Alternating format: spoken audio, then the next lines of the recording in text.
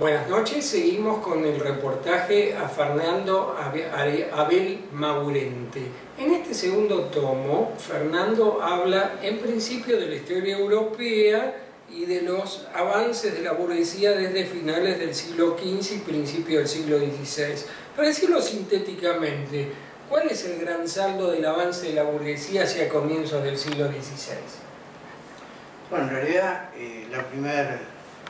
el sistema burgués, el sistema capitalista, nace en las entrañas del sistema feudal. Y en este segundo tomo vos ves que se habla de Europa y también de América. En realidad, Europa se choca con América en 1492.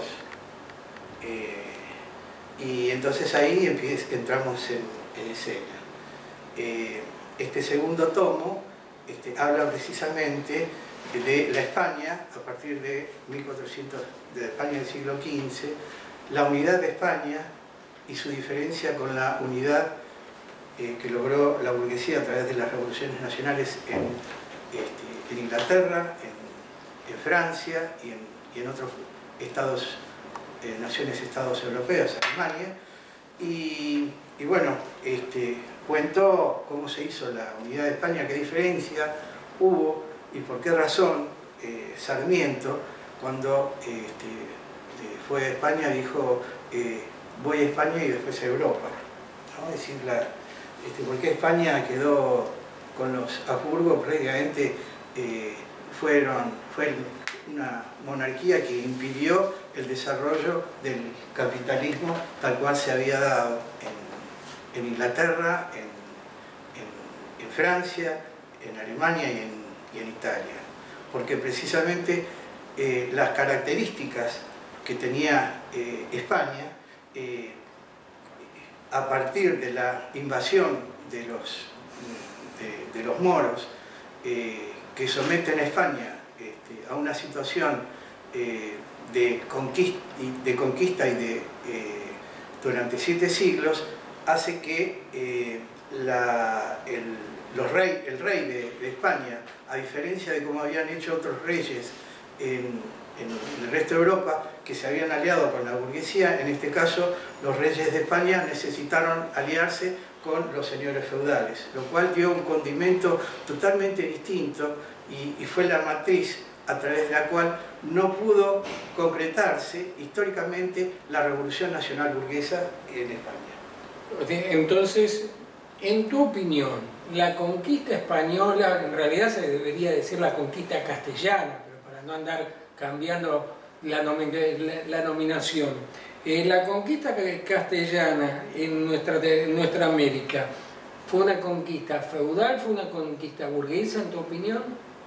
No, en realidad no existía capitalismo en España. Y si me permitís una observación, en realidad el proyecto atlántico, que fue financiado por los reyes de España, en realidad lo que Colón venía a buscar América, básicamente, y eso lo podemos ver en el diario de Cristóbal Colón, la obsesión era conseguir oro. Y ese oro, a través de la conquista y el sometimiento, básicamente, de los pueblos precolombinos, se trasladó directamente, hizo que España fuese una especie de puente entre la Revolución Nacional Burguesa, que no se daba en España, y la Revolución Nacional Burguesa que sí se daba en Francia, en Inglaterra y en Alemania. O sea, que la sangre de América financió el desarrollo del capitalismo en Europa. Como brillantemente señala Marx en el capítulo 26 del Capital, en la acumulación originaria.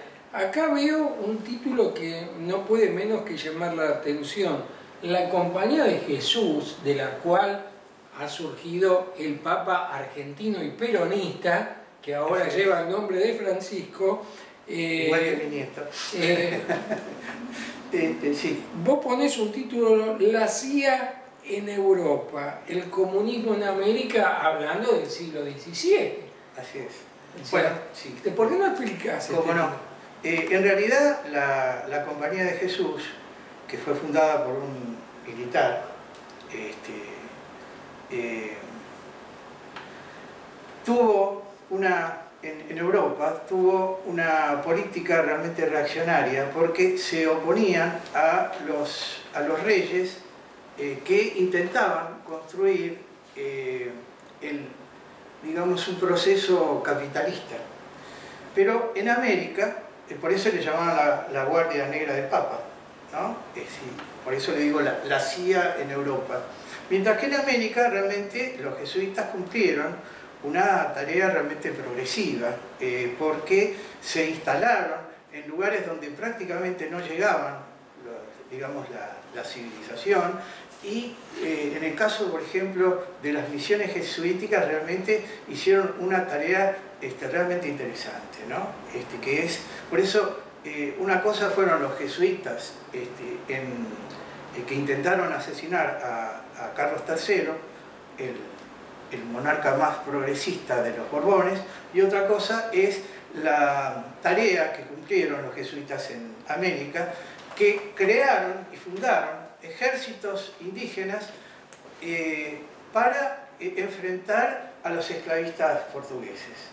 Entonces, la tarea fue absolutamente distinta. Pero eso quiero aclarar que no es una idea mía, sino que ya Abelardo Ramos, uno de mis maestros, ya lo contaba en Historia de la Nación Latinoamericana, ¿no? Así que yo tomo precisamente la explicación de Abelardo Ramos de los años 60 y bueno, la refresco en este libro del siglo XXI. En 1714, con la paz de Utrecht, que termina con la guerra de la sucesión española, llegan los Borbones al trono español. Sí. ¿Qué significado tiene esa nueva dinastía? Bueno, realmente fueron progresivos, aunque, digamos, a los Borbones, que tenían a su alrededor a un grupo que le llamaban los afrancesados, les faltó un Robespierre. O sea, alguien que le cortara la cabeza a la oligarquía española. A la nobleza. O la oligarquía, yo para usar, sí, la oligarquía... Es una palabra muy argentina. Yo soy argentino, digamos. La oligarquía terrateniente española, o sea, a la mesta, que, como todos sabemos, o mejor dicho... no todo el mundo sabe lo que es la mesta, es cierto, era la oligarquía terrateniente y los ganaderos españoles, pero transhumante, hacían una ganadería transhumante por toda la península. Así es, y entonces arruinaban los campos, se trasladaban el ganado y arruinaban a todos los campos del campesinado, ¿no? Y realmente, digamos, eran absolutamente retrógrados.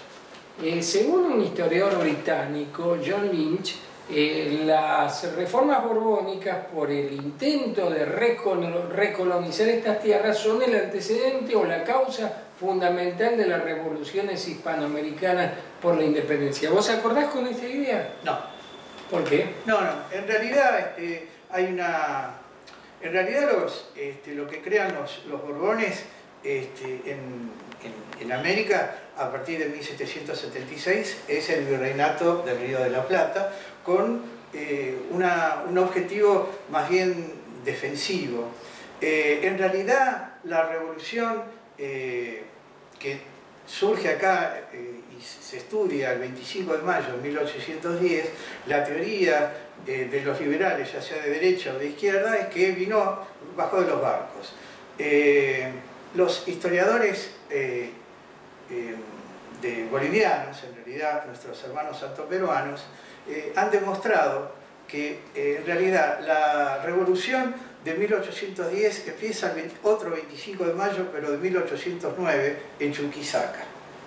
El plan de operaciones de Mariano Moreno es una concepción Chuquisaca, no sé si me sale, pero viene... Chuquisaquiana. Gracias. Me salió de casualidad. Sí, y precisamente el 25 de mayo de 1809, uno de los personajes que después terminó siendo ministro de gobierno de San Martín en el Perú, Bernardo de Monteagudo, que dijo mi patria es América, participó activamente en esa revolución que, a diferencia de la de 1810, fue ahogada en sangre. De eso vamos a hablar más en detalle en el próximo bloque. En medio minuto sintetizame la importancia de la Revolución Francesa y la Revolución Industrial, si fuese posible en medio minuto.